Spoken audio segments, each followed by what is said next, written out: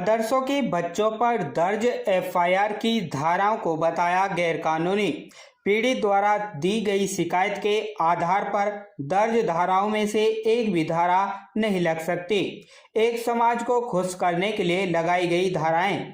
Police और शिकायतकर्ता के खिलाफ अदालत में जाने की कही बात।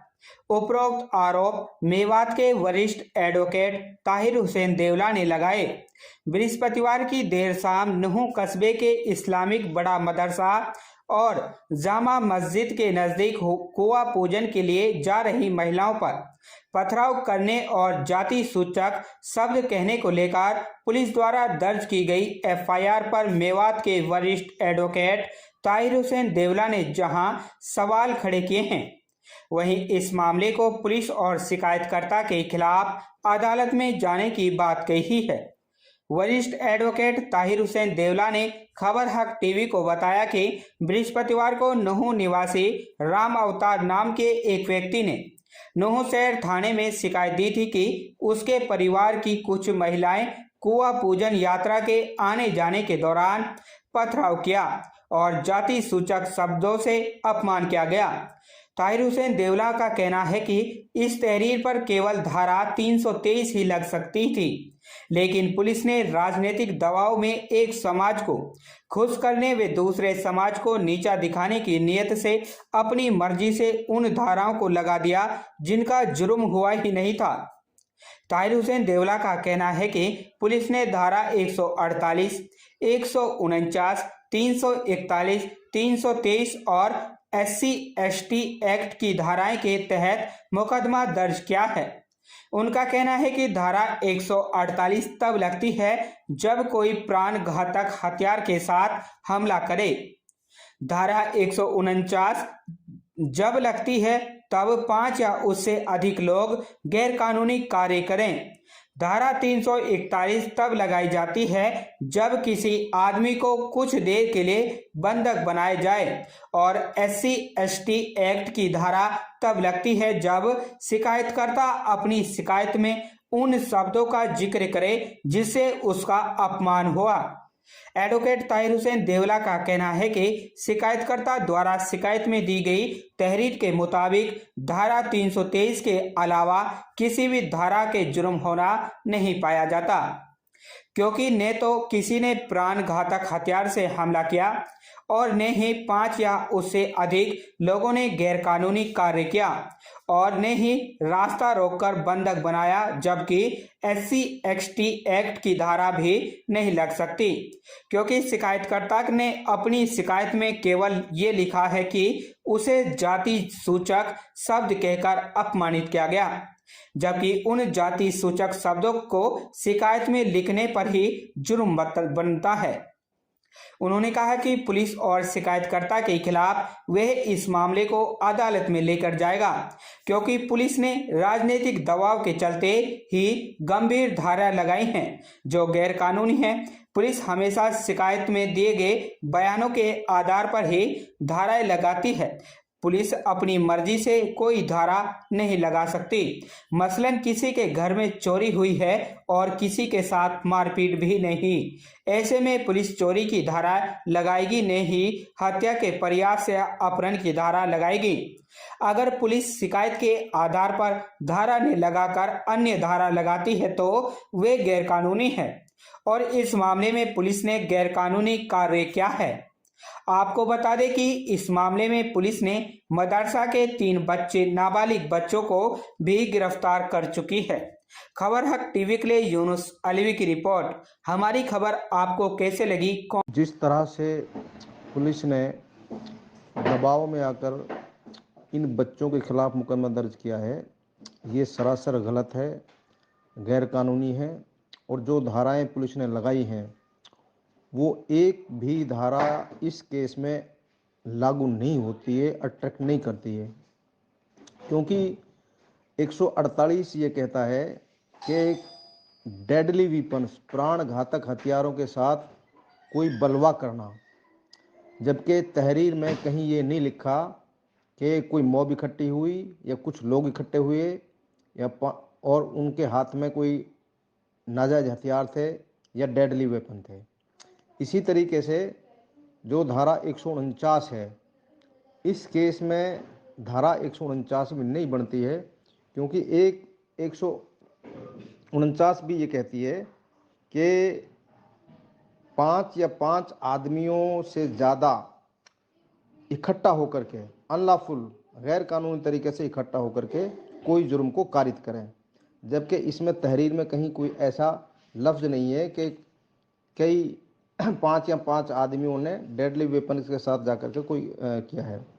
और दफ़ा 341 ये कहता है कि किसी आदमी को कुछ देर के लिए बंधक बना लेना। इस तहरीर में जो तहरीर दी है, उस तहरीर के एतबार से ये सेक्शंस भी नहीं बनते हैं। और जहाँ तक तहरीर के एतबार से जो SC/ST एक्ट लगाया है, ये SC/ST एक्ट में कहीं कोई इस तरीके का एक डेरोगेटरी लैंग्वेज को जाति सूचक शब्द नहीं कहा गया है, इसलिए इस केस में हरिजन एक्ट भी नहीं बनता है। लेकिन पुलिस ने जिस तरीके से एक कम्युनिटी के RSS, बजरंग दल, विश्व हिंदू परिषद के मेंबरों के दबाव में इन बच्चों के खिलाफ जो झूठा मुकदमा दर्ज कराया गया है, ये मुकदमा सरासर झूठा है। इसमें हम पुलिस के खिलाफ भी कोर्ट में जाएंगे, पुलिस के खिलाफ भी कार्रवाई करेंगे, और जिन लोगों ने ये मुकदमा दर्ज कराया उन लोगों के खिलाफ भी जो है ना हम कार्रवाई करेंगे। इसलिए ये एक तरफा कार्रवाई है, एक कम्युनिटी को टारगेट करके, एक कम्युनिटी को दबाने के लिए और दूसरी कम्युनिटी को हाई करने के लिए, उनका मनोबल बढ़ाने के लिए पुलिस ने सरकार के दबाव में आकर, हालांकि हमारी जो पुलिस है, हमारा जो SP है, वो एक बहुत अच्छे अफसर हैं, लेकिन पुलिस जो है ना सरकार के दबाव में आकर के इन सारे कामों को कर रही है। इसलिए इस तरीके से जो मुकदमा दर्ज किया गया है, ये मुकदमा सरासर झूठा है, गलत है। जबकि वहाँ कोई मसला नहीं था, वहाँ सिर्फ इतना मसला था कि 3 बच्चे मदरसे की छत पर खेल रहे थे, वो एक दूसरे के चप्पल मार रहे थे, वो इत्तेफाक से एक चप्पल नीचे चली गई, कुआं पूजन यात्रा में वो किसी औरत को लग गई जा करके।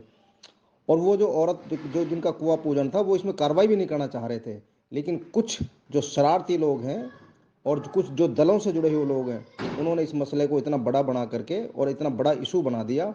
और बाद में मुफ्ती जाहिद साहब ने माफ़ी मांग ली, लीडरों ने माफ़ी मांग ली, बड़े जिम्मेदार लोगों ने माफ़ी मांग ली, शहर के लोगों ने जाम कर दिया, धमकी दी, अगर कार्रवाई नहीं होगी तो हम बाज़ार नहीं खोलेंगे और हम कोई फैसला नहीं करना चाहते। और सारे जिम्मेदार लोगों को धुतकार दिया और बाज़ार को तब खोला, तब जाकर के उन्होंने कार्रवाई की के लिए पुलिस ने मुकदमा दर्ज कर दिया और उन बच्चों को गिरफ्तार कर लिया। जिस तरह से पुलिस ने दबाव में आकर, सर क्या ये पूरा मामला सामने आया है और उसमें किस तरह की कार्रवाई अभी तक हो रही है? देखिए, कल 7:30-8 बजे के आसपास सूचना प्राप्त हुई थी कि कुछ महिलाएं कुआं पूजन के बाद में अपने घर जा रही थी, तो जो नूह में बड़ी मस्जिद लोकेटेड है, वहां पे उनके ऊपर पथराव कर दिया गया।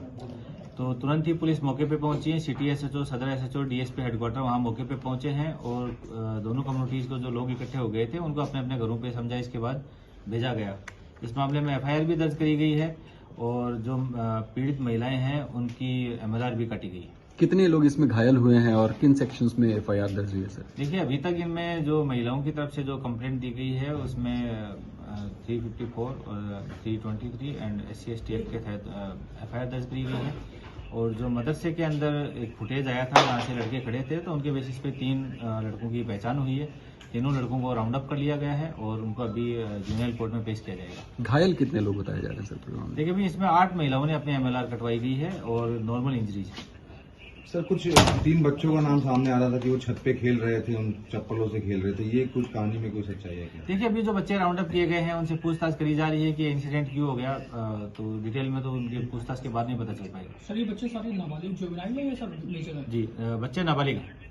सर, महिलाओं की तरफ से और भी कुछ आरोप लगे हैं कि और भी कुछ बच्चों के अलावा कुछ और भी थे लोग? देखिए, उसमें एक घटना का छोटा सा वीडियो सामने आया है, उसके बेसिस पे सारा जो भी वहाँ खड़े थे उनकी पहचान भी कर ली जाएगी और जो भी आरोप महिलाओं ने लगाए हैं उनके एक आरोप की जांच करवाई जाएगी। सर, 12-13 घंटे हुए, अभी इस समय स्थिति कैसी है सर इलाके में? अभी स्थिति पूरी तरह से नियंत्रण में है, शांति है। दोनों कम्युनिटीज के लीडर सुबह बुला लिए गए थे। दोनों कम्युनिटीज में आपस में ऐसी घटना की पुनरावृत्ति ना हो, इसके लिए एक सहमति बनाई गई है और आगे से ऐसे भी कोई शरारती बच्चे हैं तो जो भी इंस्टीट्यूट हैं उनके मालिकों को भी बुला के हिदायत दी गई है कि कम से कम उनको तहजीब सिखाएं, तमीज सिखाएं सबसे पहले, बाकी एजुकेशन बाद में होती रहेगी। पत्थरबाजी के मामले से जो मस्जिद के इमाम है वो लगातार इनकार कर रहे हो, कह रहे हैं कि इस तरह की कोई घटना नहीं हुई। आपकी जांच में अभी तक इमाम से भी पूछताछ की जाएगी। अगर उनका इंस्टीट्यूशन है तो जिम्मेदारी उन्हीं की बनती है कि बच्चे कोई भी गलत हरकत के अंदर ना पड़े, उनकी जिम्मेदारी तो उन्हीं को लेनी पड़ेगी। ठीक है सर। किया गया कि जो भी इस जिंदगी घटना के दोषी जिन्होंने भी इस कुआं पूजन के लिए जो हमारी बेटियां जा रही थी तो उनको जो पत्थर वगैरह उनको चोट लगी तो जो भी इस घटना के दोषी है उनको पकड़ा जाएगा और आगे से इस तरह की घटना के खिलाफ न हो उसके लिए संत समाज की तरफ से जो भी उपाय बताए जाएंगे जिला प्रशासन उनके ऊपर कार्रवाई करेगा और उनको लागू करेगा, जिससे कि इस तरह का हमारे छत्तीसगढ़ में का जो माहौल है उसको यहाँ पर खराब ना हो। और जब से रात से ये घटना हुई है हमारे प्रदेश के यशस्वी मुख्यमंत्री आदरणीय श्री मनोहर लाल जी के संज्ञान उन्होंने इसका संज्ञान लिया है और वो पूरी तरह से इसके नजर बनाए हुए हैं और इसको पूरी तरह से इस मामले को हल किया गया। भरोसे का YouTube चैनल और सच्ची खबरें देखने के लिए हमारे खबर हक टीवी को सब्सक्राइब, लाइक और शेयर जरूर करें। और हां, सबसे पहले खबरें पाने के लिए बेल आइकन दबाना बिल्कुल भी ना भूलें।